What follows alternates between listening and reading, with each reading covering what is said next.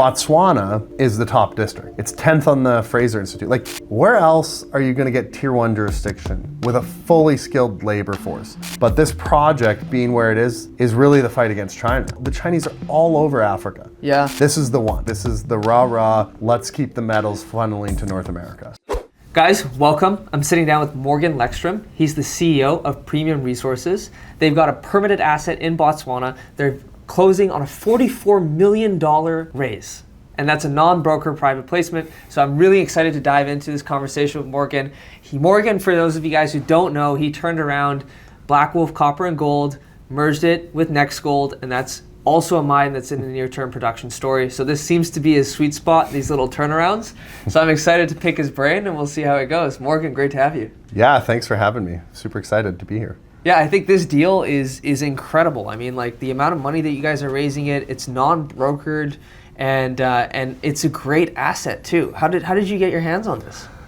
Look, a shareholder, or what I would call as a struggling shareholder, got a hold of me and he's like, hey, can you go look at this for me? Mm-hmm. I'm buried in it. I'm like, okay. Usually when someone says that to me, it's like, I'm probably not going to invest if you're buried in it and you're a pretty smart dude. And I started looking at it and I phoned him back and I'm like, yeah, you're screwed. He's like, what? I'm like, yeah, you're totally done. He's like, why? I'm like, this thing's loaded with debt. It doesn't really have a plan. The cap structure's blown up. They don't really have any money. And I said, but the great thing is the asset's incredible. Like, it's very rare you find a great asset with a capital structure so destroyed. And I started looking at it and I'm like, wait, I think I can fix this. Like, I think this is like something I want to take on. And as I started doing DD, like I flew down to Botswana, my own money, everything. And I started doing DD on the whole project, the asset and everything. I'm like, this is incredible. Like, you have a permitted high-grade copper equivalent underground. So you have like 30 million tons of 3.25% copper equivalent in the underground. That's just keeps going. Like, they mined it for 36 years between the open pit and the underground. And it just keeps going. Wow. Just like go. Like, we think there's a lot more there. And that's one of the mines. The other mine that connects across, there's this like intersection zone between them. We call it the hinge zone. And that looks like it connects through all these magnetic borehole plates. And the interesting thing for me, I was like, wow, like this wouldn't take much to expand. Again, permitted. Like, that's a key thing. Fully permitted mines. We've got an open pit that's 75 kilometers away, connected mostly by rail. Wow. Cheap, right? So Yeah. you've got this open pit resource that could play a part. So, like, for people that don't know, Botswana is a tier 1 jurisdiction. It's the safest country in Africa. I would pit it against Canada any day, but with quick permitting, very, very talented workforces. I mean, you've seen a lot of big companies go in there and function very well.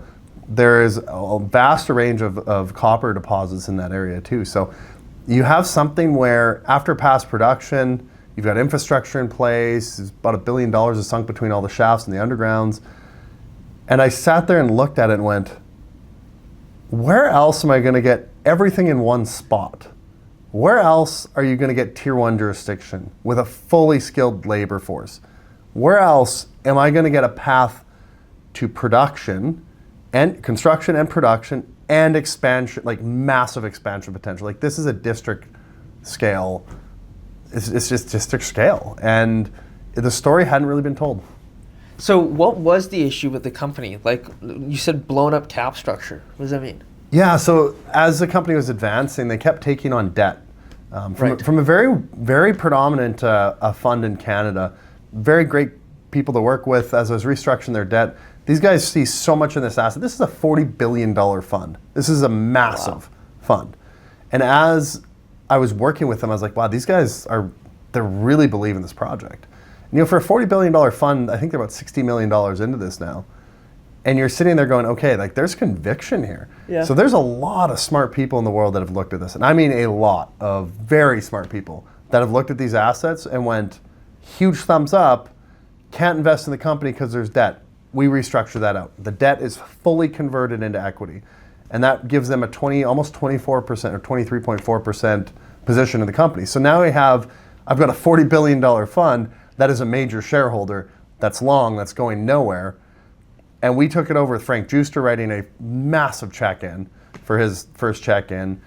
And it just took time to get this really structured correctly. That includes the cap structure. I mean, the raise is at 30 cents, and it is a little bit dilutive in a sense, as the word is, from a capital structure standpoint. But the value that we're going to bring to this and the new plan, I'm excited to talk about the new plan. It's going to be illuminating for the market. That's fantastic. So basically, it was a problem with debt, which is funny because it's a similar story to your other company, right? And you came in there, restructured the debt, and then raising money, and we'll talk about what that's for and what the plans are about. But also the team that you brought on, like Frank Giustra, he's built companies for decades. And then you're also now got Bowering Projects in there. The team that you guys are bringing on, these are project builders, mine builders. Yeah, I mean, not only are they mine builders, they're company builders, and you have people like Michael Murphy in the background built Torex Gold. I mean, that's a multi-billion-dollar company. You have obviously Frank Giustra, Andrew Bowering built billions of dollars of companies. Another key highlight is a guy named Matthew August. And Matt August is not a resource guy. He's a tech, like DOD type stuff. He's got deep connections into the DOD and other moving parts in the government. So we're going to start merging all this together in the right way. I don't want to talk about those types of activities until they happen. I think one of my key things as a CEO is I'm just going to tell you what I'm going to do, and I'm going to do it. Right? That is a key part. If we say we're going to do something, we're going to do it. So what are you guys going to do with the money? Go to Mexico. No, you know, we're going to expand. We're going to do the drilling. And I don't want to talk too much because the plan is going to be very laid out for the market. But I can tell you that it's going to be very focused on, showing a clear path to using those permits, using the existing resources, and becoming a global critical metals supply chain. Like, this is situated in a part of Africa that everything kind of funnels through it, right? You've got the main power source. There's a smelter there in the past. They're taking that down, which means the power and all the infrastructure is there for us. So, that's not on our property. That's someone else's liability, thank God. But the government in Botswana has designated this a special interest zone, like as in they want this as a part of the economy. So you look and you compare a continent like Africa to a country like Canada or a country like the US, and then you kind of shrink it down, because when you look on the globe, we think we're all the same size, but it's not even close. Africa's expansive, right? It's 34% of the minerals, I believe, in the world are in Africa. Botswana is the top district. It's 10th on the Fraser Institute. Like, I could talk about all these facts, but the mine speaks for itself. The fact that it was mined. The Selkirk pit that we got was a part of the Lion Ore assets that got bought out for $4.7 billion in the past. So you have the expansion asset, you've got the underground assets, we've got a phenomenal team on the ground. So when you're thinking critical metals supply chain, you're thinking copper, you're thinking nickel, you're thinking palladium, platinum, you're going, okay, where are we going to get those from? Are we going to get them from Indonesia? Are we going to get them from other parts of the world? Or the top tier jurisdiction in Africa that has a fully skilled labor force, and guess what? We're starting with the resources already in place. That's one of the rarest positions to come in, is to have a valuation like this and start with full resources. Similar to what we saw when I built Next Gold. You know, you had value there. And they just needed to combine. Next Gold already had everything like set up, but they had the same kind of thing. Issues with debt. Wrong cap structure. Well, I remind you, like when we built Next Gold, it wasn't Next Gold. It was Black Wolf Copper and Gold, Treasury Metals. We went and jammed those together. And while I was finishing putting those together, I'd started negotiating the purchase of Signal Gold. So it was just like a forward-thinking movement. Now that company's situated with 6+ million ounces of gold, and 2 of their projects are the next projects to be built in Canada. I mean that because they will be fully permitted this year. So you have projects, you have a team, you have a project team. So that's my goal with this, is you get a new understanding. And I think, again, the torque that the critical metals market provides is absolutely insane. This is truly a North American controlled part of Africa in Botswana, like obviously their own government, but this project being where it is really the fight against China. The Chinese are all over Africa. Now, how many projects do you know that don't have the Chinese in them, that have all the critical metals in them? There's very few, if any. This is the one. This is the project. This is the rah-rah. Let's keep the metals funneling to North America. So did you think 5-10 years ago that this would be your business model? Like, do you think that, did you have the goal of like, I'm going to go in there, I'm going to work on turning around companies, I'm going to work on restructuring things? How did you end up here? I'd say, was it almost 10 years ago now, I was in Africa working, building, putting a mine back into production in West Africa. And my career's just been very diversified. The funny thing about careers is like, when you sit down, you're like, I'm going to do a 5-year plan of where I want to go. Yeah. And it's like Mike Tyson says, a plan's only good until you get punched in the face. Yeah. And then it goes out the window. I started boots on the ground, right? I started like in the trenches, on the ground, underground. But then by the age of 24 and a half, I was with Freeport in Indonesia at Grasberg, one of the biggest and most amazing mines on the planet. They got 30,000 employees. It's huge. Wow. Yeah, it's got more employees than most companies, just at that one mine. Wow. And then I went over to Otogoy, and you kind of get this flavor for big projects. And, I wouldn't lie and say that I was the CEO of these projects or the head project manager, but I was an integral part of each project, and you get to understand all the different dynamics. And when you understand those dynamics, you're able to shift those to different industries. I worked in the metallurgical steel space. I designed and built a metallurgical steel plant in Canada and then in Peru. And then I, again, went over to Africa, and I came back and I worked in the Arctic, and then I ended up working and building a grain terminal for a company called G3, and the terminal's owned by a company called Salik, which is a Saudi Arabian group. So, I really only joined the capital markets 4 years ago, and I'm thankful that Frank and the group found me. Yeah. We're able to say, hey, like, we're going to give you a really challenging company, which was Black Wolf. Yeah. Make it into something. And Frank's like, made me shake his hand. He said, you got to promise me you're not going to go anywhere. Like, if you're taking this on, I'm giving you a shot. Promise me. I shook his hand. I said, yeah, okay. Obviously. Yeah, like, I'm sticking through. You're like someone I've looked up to my whole life, and I figured if I'd ever got to even meet you, let alone learn from you and hear every angle he has and how things work, it's really, really been interesting. I mean, the way I've been able to work with Frank, but the way Frank's kind of, pushes you in the right way. It's not like he's telling you what to do. We run an idea past, and he's like, you just tweak it this way a bit. And you're like, oh, well, that actually makes a whole lot of sense. And if I knew how to do that, I would have. Right? So, but the debt thing, that's something that companies get into struggles with and have amazing assets. Yeah. I mean, teams that get burnt out, again, you can destroy capital super fast. Our goal with Premium is to change our cost of capital. As in, get the money in, show results, show the new plan, show the world that this is a big piece of the critical metal supply chain, especially in a secured manner, kind of east-west side, right? We're right in the middle. We could funnel up to Saudi Arabia. We could funnel over to North America. Like, you don't get an opportunity like this to come around that often. I can tell by the way Frank's excited about it. Yeah, that must have been interesting. Like him cutting such a big check in at an early stage. Like I haven't seen him do that in many companies. Like when he first starts taking it on, usually it adds up and he builds a bigger position. But this one is fully in from the get go.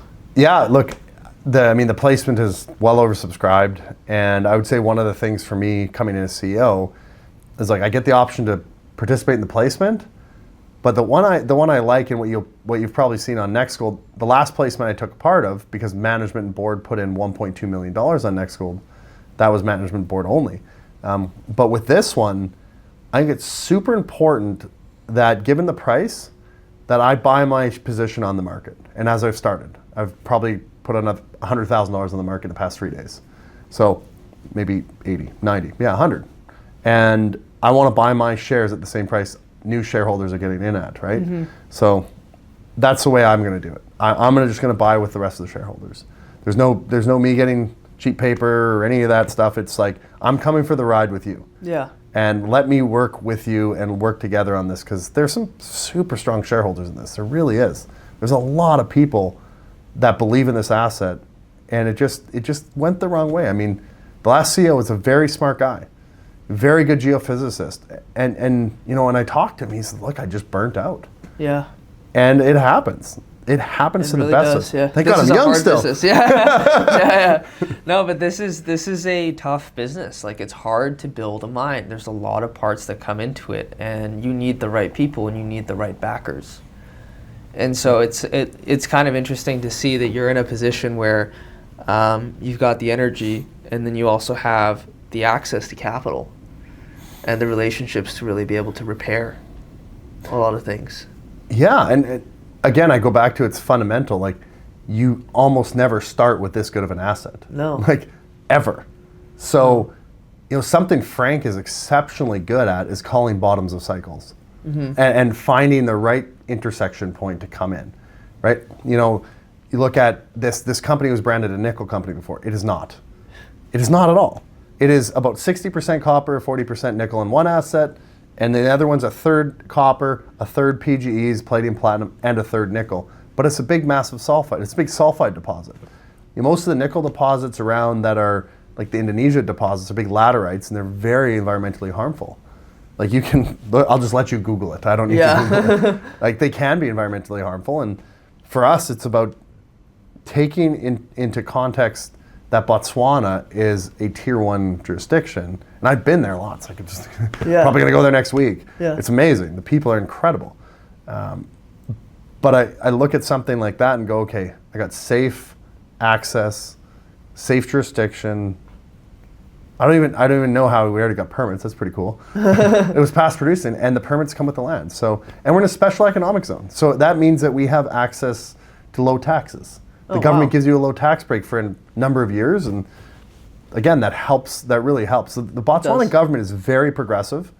They're very much entrenched into the mining industry. I mean, obviously with diamonds, they're trying very hard to shift away from that right now into the copper space. And the Slibe Pikway mine that we have is truly an epicenter of mining in Botswana. Interesting. And then so now you're looking ahead at the next few months, what do you think is going to be your focus as you step into the CEO role and as you look over the next 6 to 12 months? Yep. What do you want to look back on and say, okay, I did these things? I think the first part is a very clear direction to the market. Very concise, clear message.